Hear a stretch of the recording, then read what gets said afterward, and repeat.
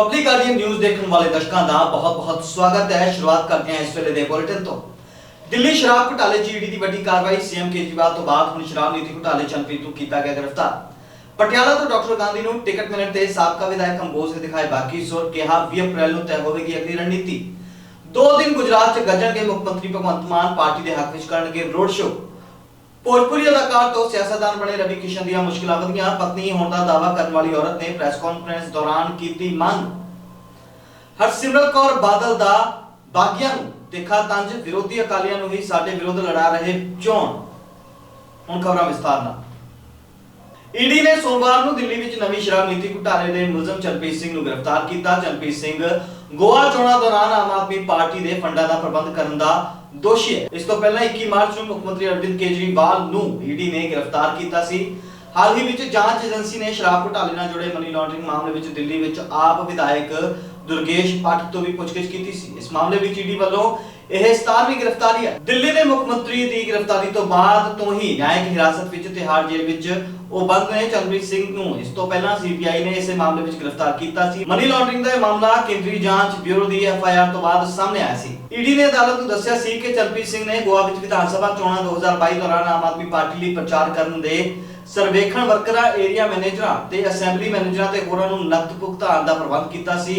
ED ਨੇ ਦੋਸ਼ ਲਾਇਆ ਸੀ ਕਿ ਦੱਖਣੀ ਗਰੁੱਪ ਨੇ ਦਿੱਲੀ ਦੇ ਸ਼ਰਾਬ ਮੰਡੀ ਵਿੱਚ ਦਬਦਬਾ ਹਾਸਲ ਕਰਨ ਲਈ ਆਮ ਆਦਮੀ ਪਾਰਟੀ ਨੂੰ 100 ਕਰੋੜ ਰੁਪਏ ਦੀ ਰਿਸ਼ਵਤ ਦਿੱਤੀ ਸੀ। ਸ਼ਰਾਬ ਨੀਤੀ 2021-22 ਨੂੰ ਹੁਣ ਖਤਮ ਕਰ ਦਿੱਤਾ ਗਿਆ ਹੈ।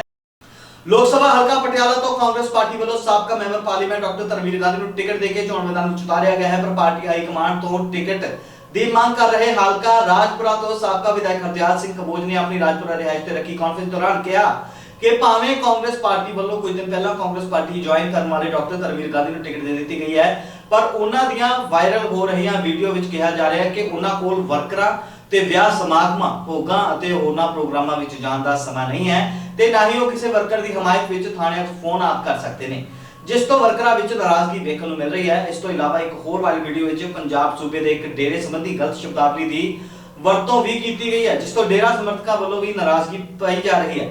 ਉਹਨਾਂ ਕਿਹਾ ਕਿ ਜਿਹੜੇ ਵਿਅਕਤੀ ਬਿਨਾਂ ਕੁਝ ਬਣੇ ਅਜਿਹੇ ਸ਼ਬਦਾਂ ਦੀ ਵਰਤੋਂ ਕਰ ਰਹੇ ਨੇ, ਉਹਨਾਂ ਦੇ ਬਾਅਦ ਵਿੱਚ ਵਰਕਰਾਂ ਦੀ ਕੀ ਪੁੱਛ ਪ੍ਰਤੀਤ ਕਰਨੇ ਹੈ। ਸਾਬਕਾ ਵਿਧਾਇਕ ਕੰਬੋਜ ਨੇ ਕਿਹਾ ਕਿ 20 ਅਪ੍ਰੈਲ 2024 ਨੂੰ ਰਾਜਪੁਰਾ ਦੇ ਇੱਕ ਨਿੱਜੀ ਮੈਰਿਜ ਪੈਲੇਸ ਵਿੱਚ ਟਕਸਾਲੀ ਕਾਂਗਰਸੀ ਪਰਿਵਾਰਾਂ ਦਾ ਇਕੱਠ ਰੱਖਿਆ ਗਿਆ ਹੈ, ਜਿੱਥੇ ਟਕਸਾਲੀ ਆਗੂਆਂ ਅਤੇ ਵਰਕਰਾਂ ਦੀ ਰਾਏ ਜਾਣਨ ਤੋਂ ਬਾਅਦ ਹੀ ਅਗਲੀ ਰਣਨੀਤੀ ਤੈਅ ਕੀਤੀ ਜਾਵੇਗੀ।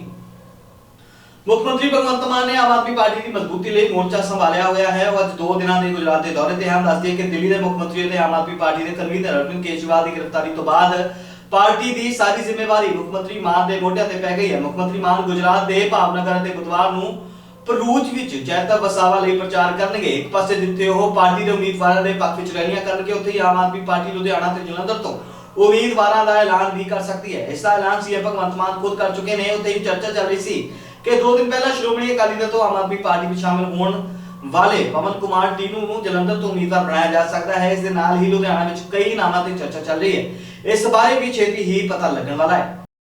ਲੋਕ ਸਭਾ ਚੋਣਾਂ ਤੋਂ ਪਹਿਲਾਂ ਭਾਜਪਾ ਦੇ ਸੰਸਦ ਮੈਂਬਰ ਅਤੇ ਅਭਿਨੇਤਾ ਰਵੀ ਕਿਸ਼ਨ ਦੀਆਂ ਮੁਸ਼ਕਲਾਂ ਵੱਧ ਗਈਆਂ ਨੇ। ਲਖਨਊ ਵਿੱਚ ਸੋਮਵਾਰ ਨੂੰ ਇੱਕ ਪ੍ਰੈਸ ਕਾਨਫਰੰਸ ਦੌਰਾਨ ਅਪਰਨਾ ਠਾਕਰ ਨਾਮ ਦੀ ਇੱਕ ਔਰਤ ਨੇ ਭਾਜਪਾ ਆਗੂ ਦੀ ਪਤਨੀ ਹੋਣ ਦਾ ਦਾਅਵਾ ਕੀਤਾ ਹੈ ਤੇ ਮੰਗ ਕੀਤੀ ਹੈ ਕਿ ਅਦਾਕਾਰ ਨੂੰ ਆਪਣੀ ਬੇਟੀ ਨੂੰ ਸਮਾਜਿਕ ਤੌਰ ਤੇ ਸਵੀਕਾਰ ਕਰਨਾ ਚਾਹੀਦਾ ਹੈ। ਪ੍ਰੈਸ ਕਾਨਫਰੰਸ ਦੌਰਾਨ ਉਹਨਾਂ ਨੇ ਦੋਸ਼ ਲਾਇਆ ਕਿ ਉਸ ਦਾ ਵਿਆਹ 1996 ਵਿੱਚ ਪਰਿਵਾਰ ਅਤੇ ਦੋਸਤਾਂ ਦੇ ਸਾਹਮਣੇ ਰਵੀ ਕਿਸ਼ਨ ਨਾਲ ਹੋਇਆ ਤੇ ਉਸ ਦੀ ਇੱਕ ਬੇਟੀ ਵੀ ਹੈ, ਜਿਸ ਨੂੰ ਕਿਸ਼ਨ ਹੁਣ ਕਥਿਤ ਤੌਰ ਤੇ ਸਮਾਜਿਕ ਤੌਰ ਤੇ ਸਵੀਕਾਰ ਨਹੀਂ ਕਰ ਰਹੇ।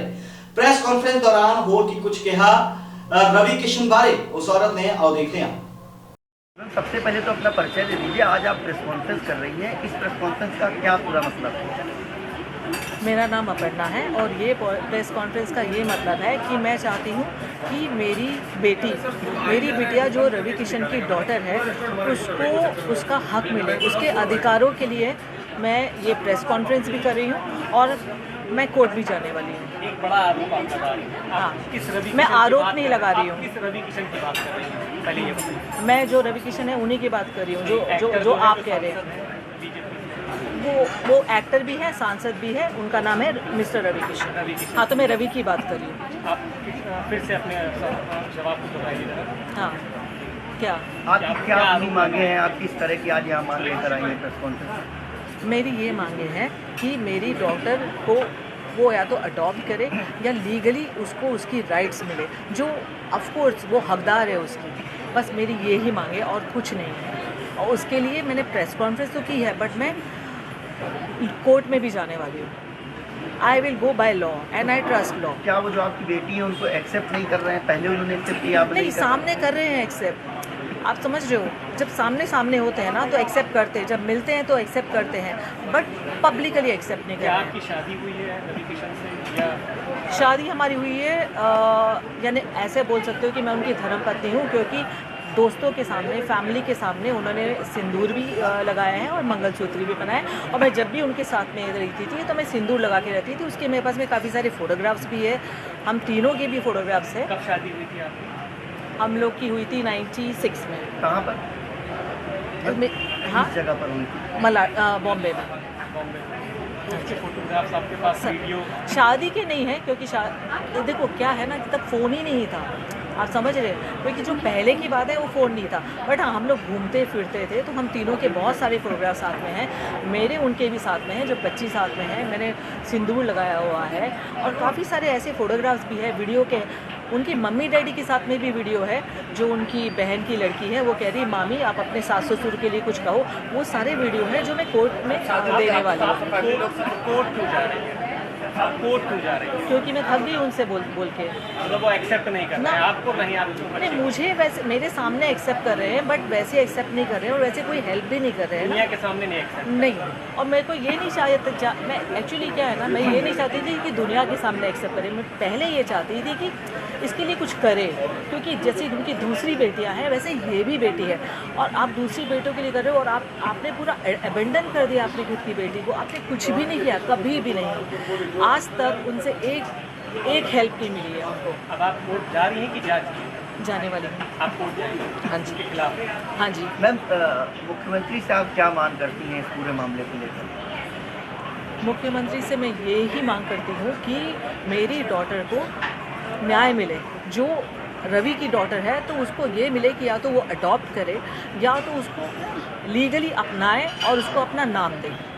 मैम, आखिरकार चुनाव के समय पर ही इस तरह की बात सामने क्यों आई? इससे पहले आखिर देखो, चुनाव से वापस मैं आपको कह रही हूँ, जो मैंने कहा है कि चुनाव से मेरा लेना देना कुछ नहीं है। मैं चाहती हूँ वो चुनाव जीते भी और लड़े भी, और इससे कोई फ़र्क नहीं पड़ने वाला है।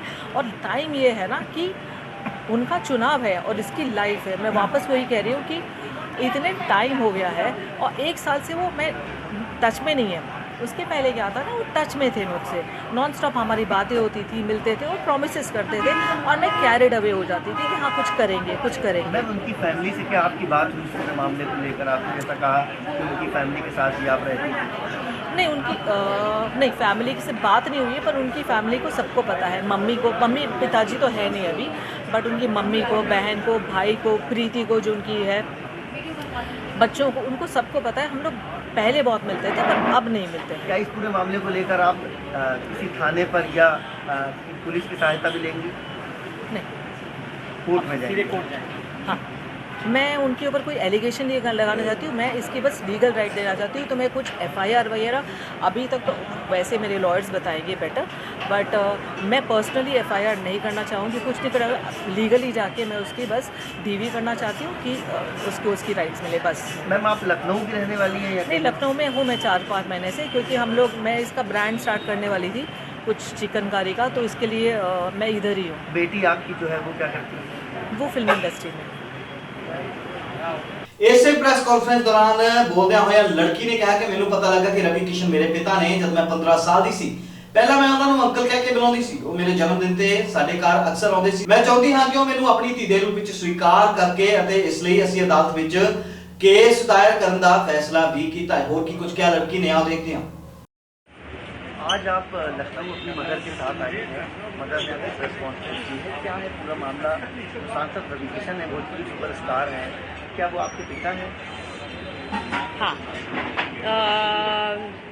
तो मामला ये है कि मैं जब 15 की थी तब मुझे पता चला that he is my father, और मम्मी ने मुझे बोला, मुझे ऑफकोर्स ऐसा लगा इतने टाइम से उन्होंने क्यों नहीं बताया मुझे that he is my father, but then I got to know. फिर मैं उनको चाचू बुलाती थी जब तक मैं 15 की थी, क्योंकि वो घर पे आते रहते थे, बर्थडेज पे भी आते थे। मैं उनकी फैमिली से भी मिल चुकी हूँ। और उसके बाद में जब मैंने उन्हें बोला कि I want to get to know you, I want to spend time with you, ऐसे सब as a father, he was never really there. और मम्मी ने भी उनसे बहुत बार बोला चीज़ें कि please like accept your daughter, या कुछ तो मतलब आप उसके बात भी नहीं कर रहे हो। आप मुझसे ये भी नहीं पूछ रहे हो कि मैं कैसी हूँ, क्या कर रही हूँ लाइफ में, कुछ भी नहीं। आप गायब हो जाते हो, 2-2 साल गायब हो जाते हो। अभी वो 4 साल से गायब है, मैंने उनसे बिल्कुल बात नहीं की है। तो इसलिए आए हैं कि मम्मी कह रही है we should do a court case. अब आपकी क्या मांग है सरकार से? मैं तो बस यही, as a citizen I have the right to know who my father is. और I think I am just like very hurt, क्योंकि मैंने इतने साल तक, जब उन्होंने मुझे इतना प्रॉमिस किया है, तो मेरे लिए तो वो एक फादर ही थे ना। जब उन्होंने बोला मैं ये करूँगा, मैंने तो उनसे कभी बॉलीवुड हेल्प मांगी भी नहीं थी अंटिल ही सेड कि मैं करूँगा, तुम्हारा तो यही फ्यूचर है, तुम तो स्टार बनोगी, ये सब उन्होंने बहुत कुछ कहा है मुझे। तो मेरे लिए तो मैं हर्ट ही हूँ ना कि आप 4 साल तक गायब ही हो गए हो, आपको फ़र्क ही नहीं पड़ता कि मैं ज़िंदा हूँ या मैं क्या कर रही हूँ या मम्मी क्या कर रही है। तो आप इतने साल तक मुझे क्यों प्रॉमिस कर रहे थे? और मतलब वो ऐसा हो गया ना कि आप मुझे मैनिपुलेट कर रहे थे जब मैं 16-17 की थी कि I will be there for you. तो मेरे अब आपकी उनसे क्या मांग तो यही है that he accepts me as his daughter, और at least he tells me why did he even do all of this, क्यों इतने टाइम तक ऐसे सब किया। या प्रॉमिस ही नहीं करते, बोलते ही नहीं, आप मुझे कभी बोलते ही नहीं ना that I will be there for you. आप मुझे कभी ऐसे होप्स ही नहीं दिलाते, again and again, time and again आप मुझे होप्स नहीं दिलाते। आप मुझे बोल देते कि मेरा तेरा से कोई रिलेशन नहीं है एंड मुझे करना ही नहीं कुछ भी, आप निकल जाते मेरी लाइफ से। तो आपने मुझे इतना प्रॉमिस क्यों किया? तो बहुत सारी चीज़ें। आपका नाम क्या है? मैं मुंबई से हूँ, मेरा नाम शिनोवा है। ਅਕਾਲੀ ਦਲ ਦੀ ਬਠਿੰਡਾ ਲੋਕ ਸਭਾ ਸੀਟ ਤੋਂ ਸੰਸਦ ਮੈਂਬਰ ਅਤੇ ਬਾਦਲ ਪਰਿਵਾਰ ਦੀ ਨੂੰਹ ਹਰਸਿਮਰਤ ਕੌਰ ਬਾਦਲ ਨੇ ਲੋਕ ਸਭਾ ਚੋਣਾਂ ਲੜਨ ਨੂੰ ਲੈ ਕੇ ਵੱਡਾ ਬਿਆਨ ਦਿੱਤਾ। ਬੀਬਾ ਬਾਦਲ ਦਾ ਕਹਿਣਾ ਹੈ ਕਿ ਟਿਕਟ ਕਿਸ ਨੂੰ ਦੇਣੀ ਹੈ ਇਹ ਪਾਰਟੀ ਦਾ ਫੈਸਲਾ ਹੈ ਤੇ ਜੇਕਰ ਉਹ ਚੋਣ ਲੜਨਗੇ ਤਾਂ ਸਿਰਫ ਬਠਿੰਡਾ ਤੋਂ ਹੀ ਲੜਨਗੇ। ਅਕਾਲੀ ਦਲ ਦੀ ਬਠਿੰਡਾ ਲੋਕ ਸਭਾ ਸੀਟ ਤੋਂ ਸੰਸਦ ਮੈਂਬਰ ਅਤੇ ਬਾਦਲ ਪਰਿਵਾਰ ਦੀ ਨੂੰਹ ਹਰਸਿਮਰਤ ਕੌਰ ਬਾਦਲ ਨੇ ਲੋਕ ਸਭਾ ਚੋਣਾਂ ਨੂੰ ਲੈ ਕੇ ਇਹ ਬਿਆਨ ਦਿੱਤਾ। ਇਸ ਤੋਂ ਇਲਾਵਾ ਹੋਰ ਬਹੁਤ ਸਾਰੀਆਂ ਚੀਜ਼ਾਂ ਅਜੇ ਬਠਿੰਡਾ ਵਾਸਤੇ ਕਰਨੀਆਂ ਬਾਕੀ ਨੇ। ਬੀਬਾ ਬਾਦਲ ਨੇ ਸਿਕੰਦਰ ਸਿੰਘ ਮਲੂਕਾ ਬਾਰੇ ਬੋਲਦਿਆਂ ਕਿਹਾ ਕਿ ਉਹ ਪੁਰਾਣੇ ਨੇਤਾ ਨੇ ਤੇ ਪਾਰਟੀ ਨਾਲ ਖੜੇ ਨੇ, ਪਰ ਉਹਨਾਂ ਦੇ ਬੱਚੇ ਬਾਗੀ ਹੋ ਗਏ ਨੇ। ਉਹਨਾਂ ਕਿਹਾ ਕਿ ਬੱਚਿਆਂ ਨੂੰ ਵੀ ਜੋ ਅਹੁਦੇ ਮਿਲੇ ਨੇ ਉਹ ਮਲੂਕਾ ਸਾਹਿਬ ਦੀ ਬਦੌਲਤ ਮਿਲੇ ਨੇ। ਹੁਣ ਇਸ ਉਮਰ ਵਿੱਚ ਜਾ ਕੇ ਜੇਕਰ ਮਾਂ ਪਿਓ ਦੀ ਗੱਲ ਨਹੀਂ ਸੁਣਨੀ ਤਾਂ ਇਹ ਗਲਤ ਗੱਲ ਹੈ। ਹੋਰ ਕੀ ਕੁਝ ਕਿਹਾ ਹਰਸਿਮਰਤ ਕੌਰ ਬਾਦਲ ਨੇ, ਆਓ ਦੇਖਦੇ ਹਾਂ। कौन उड़ा रहा मेरे विरोधी ਜਿਹੜੇ ਮੇਰੇ ਤੋਂ ਡਰੇ ਹੋਏ ਨੇ? ਉਡਾ ਲੈਣ ਦੋ ਜਿੰਨੀ ਦੇਰ ਉਡਾਣਾ ਹੈ, ਉਹਦੇ ਬਾਅਦ ਇਹਨਾਂ ਨੂੰ ਜ਼ਮੀਨ ਤੇ ਉਤਰਨਾ ਪਊਗਾ। ਜਿਵੇਂ ਕਾਂਗਰਸ ਦੇ ਜੀਤ ਮਹਿੰਦਰ ਨੂੰ ਐਲਾਨ ਕਰ ਦਿੱਤਾ ਗਿਆ, ਸਾਰੀ ਪਾਰਟੀ ਦੇ ਅਕਾਲੀ ਦਲ ਦਾ ਰਹਿ ਗਿਆ, ਕਿਸ ਤਰ੍ਹਾਂ ਦੇਖਦੇ ਹੋ? ਨਹੀਂ, ਅਕਾਲੀ ਦਲ ਦਾ ਵੀ ਹੋ ਜਾਊਗਾ। ਕੌਣ ਹੋਵੇਗਾ? ਹਾਂ, ਕੌਣ ਹੋਵੇਗਾ? ਇਹ ਪਾਰਟੀ ਦਾ ਫੈਸਲਾ ਹੈ। ਸੋ ਜਿਵੇਂ ਮੈਂ ਕਿਹਾ ਕਿ ਟਿਕਟ ਕਿਹਨੂੰ ਦੇਣੀ ਹੈ ਕਿਹਨੂੰ ਨਹੀਂ ਦੇਣੀ ਹੈ, ਇਹ ਪਾਰਟੀ ਦਾ ਫੈਸਲਾ ਹੁੰਦਾ ਹੈ। ਹਰਸਿਮਰਤ ਦਾ ਫੈਸਲਾ ਹੈ ਕਿ ਜੇ ਲੜੂਗੀ ਤਾਂ ਬਠਿੰਡੇ ਤੋਂ ਹੀ ਲੜੂਗੀ। ਗੱਲ ਤਾਂ ਲਿਸਟ ਜਾਰੀ ਹੈ, ਹਲਕੇ ਜਿਹੜੇ ਚੇਂਜ ਕਰ ਦਿੱਤੇ ਗਏ ਨੇ, ਕੀ ਬਠਿੰਡਾ ਤੋਂ ਵੀ ਸੰਭਾਵਨਾ ਹੈ ਜੀ? ਹੁਣ ਕਿਹਨੂੰ ਕਿੱਥੋਂ ਕਰਦੇ, ਮੈਂ ਤਾਂ ਇੱਥੇ ਹੀ ਰਵਾਂਗੀ, ਮੈਨੂੰ ਨਹੀਂ ਪਤਾ ਹੋਰ ਕਿਹਨੂੰ ਕਿੱਥੇ ਕੀ ਕਰਨਗੇ। ਪਰ ਜਿਵੇਂ ਮੈਂ ਕਿਹਾ ਟਿਕਟ ਦੇਣਾ ਨਹੀਂ ਦੇਣਾ ਇਹ ਫੈਸਲੇ ਪਾਰਟੀ ਦੇ ਹੁੰਦੇ ਨੇ। ਪਰ ਕਿੱਥੋਂ ਹਰਸਿਮਰਤ ਕਿੱਥੇ ਖੜੂਗੀ, ਜੇ ਲੜਾ ਨਾ ਲੜਾ ਰਹੂੰਗੀ ਬਠਿੰਡੇ 'ਚ ਹੀ। ਮੈਡਮ ਮੈਨੀਫੈਸਟੋ ਜਾਰੀ ਹੋਇਆ ਕੱਲ ਬੀਜੇਪੀ ਦਾ, ਕਈ ਗੱਲਾਂ ਕੀਤੀਆਂ ਨੇ ਲੋਕਾਂ ਦੇ ਵਾਸਤੇ। ਉਹ ਜੀ ਮੈਨੀਫੈਸਟੋ 'ਚ ਪਹਿਲੇ ਤਾਂ ਜਾਰੀ ਕਰਨਾ ਸੀ ਕਿ ਪਿਛਲੇ 10 ਸਾਲਾਂ 'ਚ ਕੀ ਕੀਤਾ ਹੈ। ਜਿਹੜੀ 2 ਕਰੋੜ ਨੌਕਰੀਆਂ ਮਿਲ ਗਈਆਂ, ਦੇ ਫਾਰਮਰ ਇਨਕਮ ਨੂੰ ਡਬਲ ਕਰਨਾ ਸੀ, ਉਹ ਹੋ ਗਿਆ। ਹੁਣ ਕੱਟਦਾ ਹੈ 2047 ਤਾਈਂ। ਸੋ ਇਹ ਤਾਂ ਹੁਣ ਗਾਰੰਟੀਆਂ ਗੁਰੇ ਨੇ, ਇੱਕ ਨਵਾਂ ਹੀ ਟ੍ਰੈਂਡ ਚੱਲ ਪਿਆ। ਇਹ ਬਦਲਾਵ ਵਾਲੇ ਵੀ ਗਾਰੰਟੀ, ਇੱਕ ਮੌਕਾ ਕੇਜਰੀਵਾਲ ਗਾਰੰਟੀ 1000 ਰੁਪਇਆ ਬੀਬੀਆਂ ਦੇ ਗਾਰੰਟੀ, ਬਦਲਾਵ ਆਊਗਾ। ਨਾ ਕੋਈ ਸਿਕਿਉਰਿਟੀ ਰੱਖਾਂਗੇ, ਨਾ ਕੋਈ ਘਰ ਰੱਖਾਂਗੇ, ਲੋਕਾਂ ਦੇ ਵਿੱਚ ਰਵਾਂਗੇ। ਹੁਣ ਲੋਕਾਂ ਦੇ ਵਿੱਚ ਹੁਣ ਪੰਜਾਬ ਸਹੀ ਸਮਾਂ ਨਹੀਂ ਹੈਗਾ, ਪਤਾ ਨਹੀਂ ਕਿੱਥੇ ਗਿਆ। ਦਿੱਲੀ ਜ਼ਿਆਦਾ ਬੈਠੇ ਹੁੰਦੇ, ਇੱਥੇ ਘੱਟ ਬੈਠੇ ਹੁੰਦੇ ਨੇ। ਸੋ ਇਹ ਗੱਲਾਂ ਹੁੰਦੀਆਂ ਨੇ।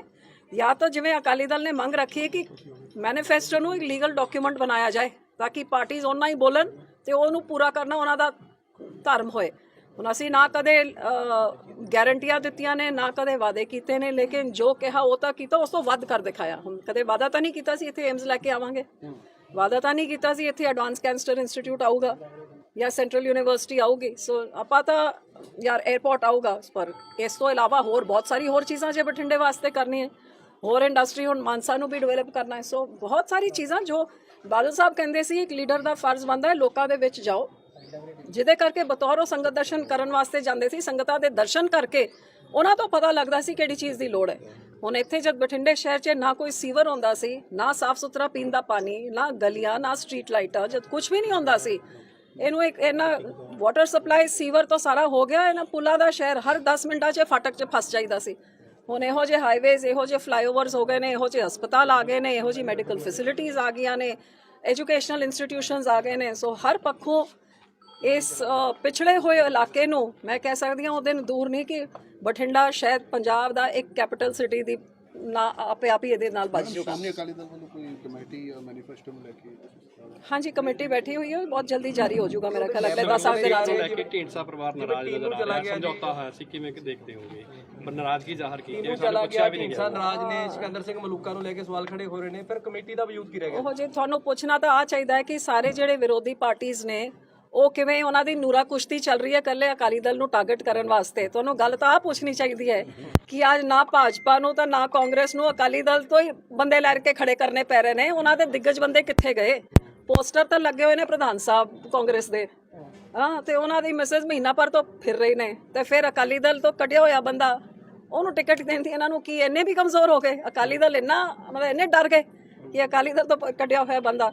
ਤੇ ਦੂਜੇ ਭਾਜਪਾ ਦਾ ਵੀ ਮੈਂ ਆਹੀ ਕਹਾਂਗੀ ਕਿ ਇੰਨੇ ਵੱਡੇ ਵੱਡੇ ਬੰਦੇ ਹੋਰ ਨੇ, ਤੁਹਾਡੇ ਪੁਰਾਣੇ ਨੇਤਾ, ਇਹ ਤਾਂ ਨਵੀਂ ਕਾਂਗਰਸ ਬਣੀ ਹੋਈ ਹੈ ਸਾਰੇ ਪੰਜਾਬ 'ਚ। ਢੀਂਡਸਾ ਦਾ ਸਮਝੌਤਾ ਹੋ ਗਿਆ ਸੀ ਜੀ ਅਕਾਲੀ ਦਲ ਨਾਲ। ਹਾਂ, ਤਾਂ ਸਮਝੌਤਾ ਤਾਂ ਹੈਗਾ ਹੀ। ਤੇ ਉਹ ਫਿਰ ਸਰ ਕਹਿੰਦੇ ਸਾਨੂੰ ਪੁੱਛਿਆ ਵੀ ਨਹੀਂ ਗਿਆ ਸੰਗਰੂਰ ਸੀਟ ਦੇ। ਉਹ ਤਾਂ ਹੁਣ ਉਹ ਕਹਿ ਰਹੇ ਨੇ, ਉਹ ਪ੍ਰਧਾਨ ਸਾਹਿਬ ਆਨਸਰ ਕਰਨਗੇ, ਸਭ ਕੁਝ ਪਤਾ ਸੀ। ਮੈਡਮ ਵਰਗਿਆਂ ਦੀ ਕ੍ਰੈਡੀਬਿਲਿਟੀ ਤੇ ਵਿਸ਼ਵਾਸ ਹੈ ਅਕਾਲੀ ਦਲ ਨੂੰ, ਮਲੂਕਾ ਦੀ ਕ੍ਰੈਡੀਬਿਲਿਟੀ ਤੇ ਸਿਕੰਦਰ ਸਿੰਘ ਮਲੂਕਾ ਦੇ ਜਿਹੜੇ ਕਮੇਟੀ 'ਚ ਪਾਏ ਹੋਏ ਨੇ? ਇਹ ਮਲੂਕਾ ਸਾਹਿਬ ਖੜੇ ਨੇ ਨਾ ਪਾਰਟੀ ਦੇ ਨਾਲ, ਪੁਰਾਣੇ ਨੇਤਾ ਹੈ, ਬਾਦਲ ਸਾਹਿਬ ਦੇ ਸਮੇਂ ਤੋਂ ਨੇਤਾ ਹੈਗੇ, ਪੁਰਾਣੇ ਜਰਨੈਲ ਹੈਗੇ ਪਾਰਟੀ ਦੇ। ਹੁਣ ਬੱਚੇ ਬਾਗੀ ਹੋ ਗਏ ਨੇ ਤੇ ਇਹ ਬੱਚਿਆਂ ਦੇ ਉੱਤੇ ਉਹਨਾਂ ਦੇ ਉੱਤੇ ਰਿਫਲੈਕਟ ਕਰਦਾ ਹੈ ਕਿ ਜਿਹੜੇ ਮਾਪੇ ਸਾਰੀ ਉਮਰ ਬੱਚਿਆਂ ਵਾਸਤੇ ਵੱਡੀ ਵੱਡੀ ਕੁਰਬਾਨੀਆਂ ਕਰਦੇ ਨੇ, ਉਹਨਾਂ ਨੂੰ ਕਿਤੇ ਤੋਂ ਕਿਤੇ ਤਾਈਂ ਲੈ ਕੇ ਜਾਂਦੇ ਨੇ।